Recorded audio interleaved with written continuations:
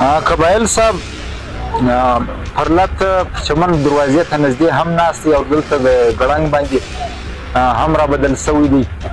علت یې څه دی دا پرلت دغه ځای چې دلته ولې را بدل سو ولې را شفت. که چیرې ستاسو دا غوښتنې نه ومنل سي تاسو یو بل پلان کړی دی چې دلته تاسو په ګړنګ کې لارې بندې کړي دي. که چیرې ستاسو دا غوښتنې هم نه ومنل سولې نو مخته تاسو څه پلان لرئ؟ د ولسونو مخ هم اخري امید هم دغه پښتون ژغورنې غورځنګ دی او دلته ښکاري هم چې د ولسونو وار په وار رش جوړېږي. نو څه امید لرئ چې دې کام ته بری راوړي؟ ښکاري داسې چې دلته مې دا رش ولیدی دغه چې د ولس د چمن ولس مخ دې خواته را بدلېږي. قبایل صاحب د اته میاشتې وسولې چمن پر دروازه باندې دغه پرلت ناست دی او نتیجه یې هېڅ هم نه راوړي چې ستاسو او د چمن د پرلت د کمیټې په منځ کې یو څه رابطه شته. آیا دلته تاسو را بدل سوي یاست؟ د دې کسان ستاسو سره دلته په دې چمن پر ګړنګ باندې موجود دي که نه دي؟ څه د دوی په منځ کې رابطه شته؟ آیا ستاسو او د چمن کوم پر دروازه باندې کومه پرلت ناست وي دورې څه د دوو په منځ کې خو څه اختلاف نشته؟ الرحمن الرحیم. د پی ټي ایم چمن صوبایي کمیټې غړي پیردا محمد قبایل سره انټرویو اخلو. د پرلت په اړه باندې څه کوم پوښتنې ځینې کوم. قبایل صاحب د اته میاشتې وسولې پر چمن پر دروازه باندې دغه پرلت ناست دی او نتیجه یې هېڅ هم نه راوځي. که په دې اړه باندې تاسو موږ سره څه دغه وکړئ. بسم الله الرحمن الرحیم. ستا سمسور صاحب او ستا د ملګرو د ټیم راکولو یوه نړۍ مننه. یقینا لکه تاسو ته چې معلومه ده د اتو میاشته په چمن کې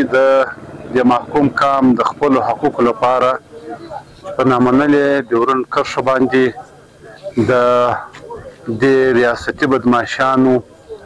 پنجابي پاکستان د اسټبلیشمنټ لخوا د پاسپورټ لاګو کولو په حواله باندې د دې محکومو پښتنو افغانانو د اتو میاشتو پر امن احتجاجي پرلت روان دی. نو لکه څنګه چې تاسو وویل چې دې تر اوسه پورې کومه نتیجه ورکړې نه ده، خو بلې خوا ته به بیا دې ته وګورو چې دا ریاستي غونډهګردان دا د ډېره وخته سو بلکې د پاکستان د ازادۍ څخه بیا تر ننه پورې چې د تاریخ وګورې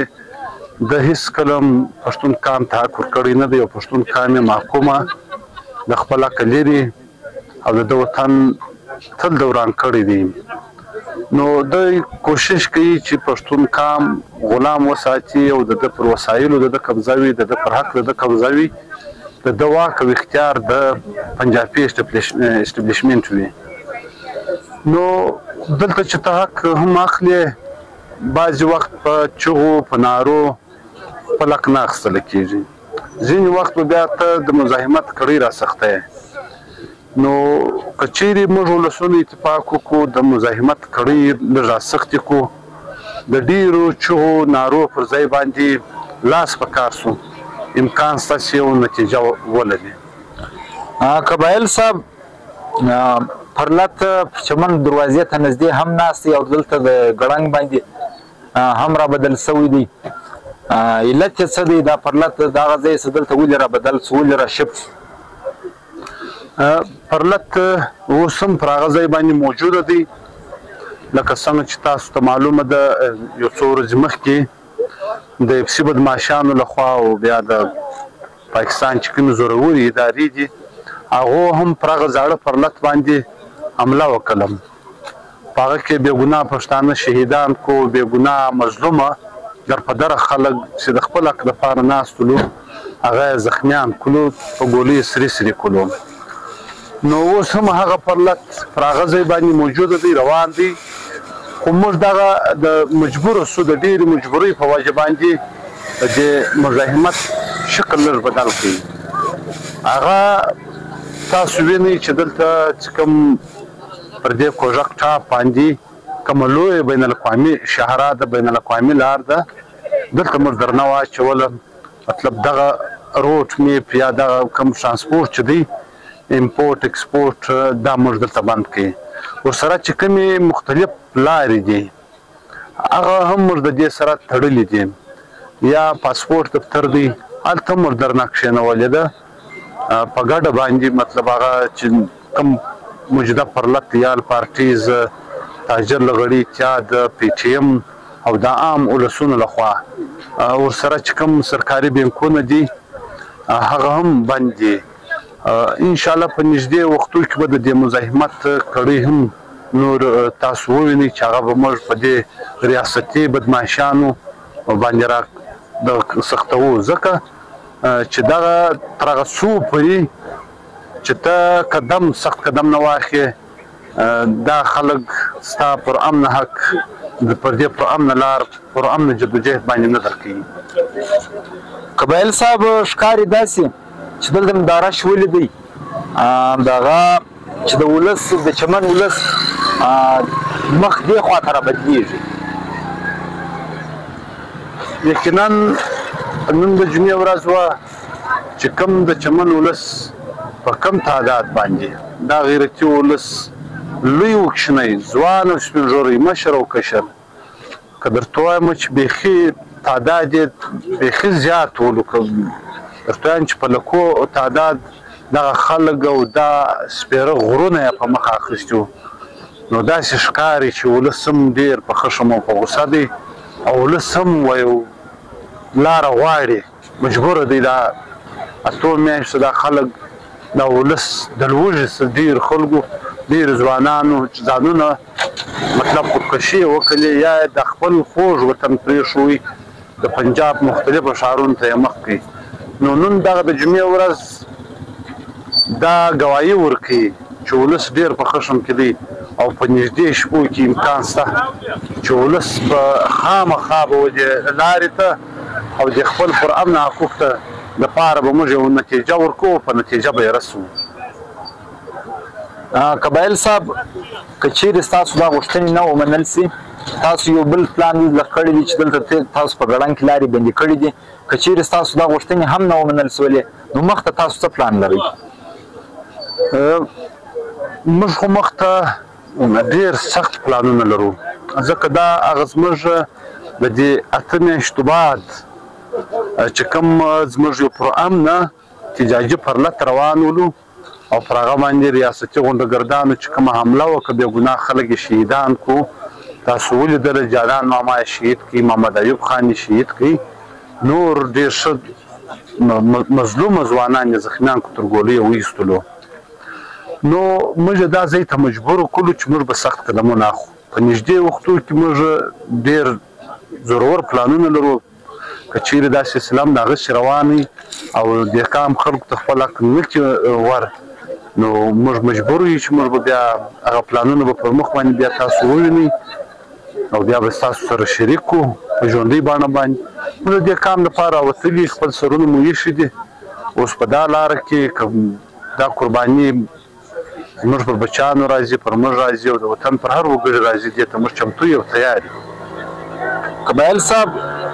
د ولسونو مخم اخري امید هم دغه پښتون ژغورنې غورځنګ دی او دلته ښکاري هم چې د ولسونو وار په وار رش جوړېږي یو څه امید لرئ چې دې کام ته بری راوړي